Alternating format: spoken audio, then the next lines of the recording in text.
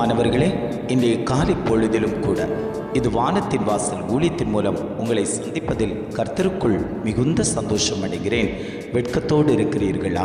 என்னுடைய வாழ்க்கையில் எப்பொழுதும் எனக்கு வெட்கம்தான் வந்து கொண்டிருக்கிறது. என்னை எல்லாரும் வெட்கப்படுத்துகிறார்கள், என்னை எல்லாரும் அவமானப்படுத்துகிறார்கள், என்னை எல்லாரும் நிந்தனைக்குள்ளாக்குகிறார்கள். நான் என்ன செய்வேன் என்று தேவ சமூகத்தில் காத்து கிடக்கக்கூடிய உங்களை பார்த்துத்தான் ஆண்டவர் சொல்லுகிறார், உன் வெட்கத்தை நான் மாற்றுவேன் என்று. இன்றைய காலை பொழுதில் ஒவ்வொரு குடும்பங்களையும் பார்த்து ஆண்டவர் வாக்கு கொடுத்து கொண்டிருக்கிறார். இன்றைய காலை பொழுதிலும் கூட ஆண்டவர் நமக்கு தரக்கூடிய நல்ல வார்த்தை என்னவென்றால், ஏசாயா 61 அதிகாரம் 7 இவ்வாறாக சொல்லுகிறது, உங்கள் வெட்கத்துக்கு பதிலாக இரட்டத்தனையாய் பலன் வரும்.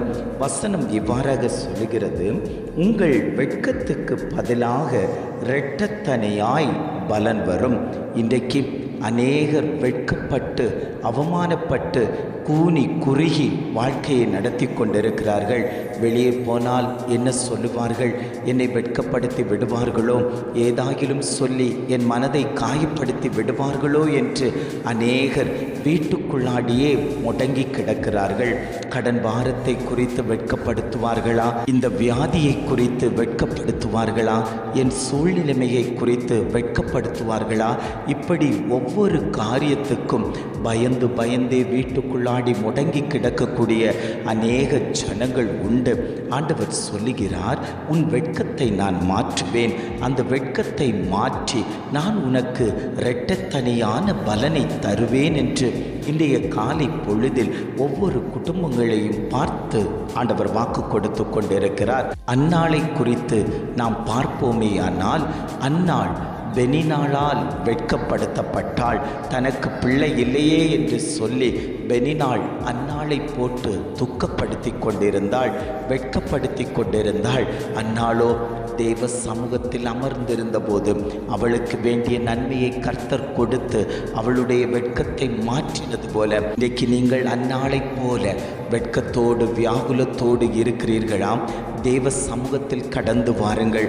கர்த்தர் உங்கள் வெட்கத்தை எல்லாவற்றையும் கர்த்தர் மாற்றி போட்டு உங்களை இரட்டத்தனை ஆசீர்வாதமாய் கர்த்தர் மாற்றுவதற்கு அவர் வல்லமை உள்ள தகப்பனாய் இன்றைக்கும் உங்கள் மத்தியில் அவர் உலாவிக் கொண்டிருக்கிறார்.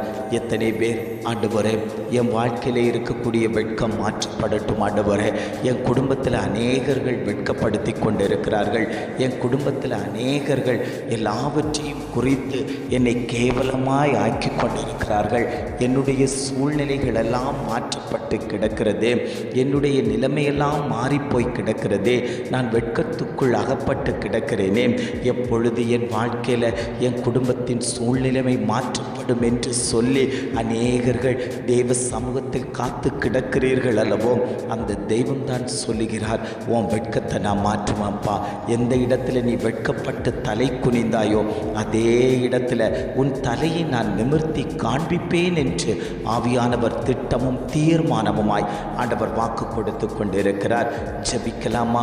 அன்பின் பரலோக பிதாவே, இந்த காலை பொழுதுக்காக நாங்கள் உம்மை துதிக்கிறோம், ஸ்தோத்தரிக்கிறோம். ஆண்டவரே, இந்த காலை பொழுதிலும் கூட ஆண்டவர் எங்களுக்கு தந்த நல்ல வார்த்தைகளுக்காக நாங்கள் உமக்கு நன்றி செலுத்துகிறோம். ஆண்டவரே, உங்கள் வெட்கத்துக்கு பதிலாக இரட்டத்தனியாய் பலன் வரும் என்று அழகான ஒரு வார்த்தை தந்தீங்களா? ஆண்டவரே, எங்கள் வெட்கத்துக்கு பதிலாக இரட்டத்தனியான பலனை கர்த்தர் தந்துவிட்டதற்காக நாங்கள் உமக்கு நன்றி செலுத்துகிறோம். ஆண்டவரே, இம்மட்டுமாய் நடத்தினவர் இனியும் நீர் அவர்களை வழி நடத்தணும். ஆண்டவரே, எங்கள் குடும்பங்களை வழி நடத்தணும். எங்கள் குடும்பங்களில் இருக்கக்கூடிய வெட்கத்தை எல்லாவற்றையும் மாற்றி கர்த்தர் ஜெயத்தை தரும்படியாய் நாங்கள் ஜெபிக்கிறோம்.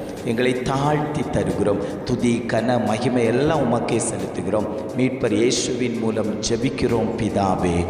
ஆமென், ஆமென்.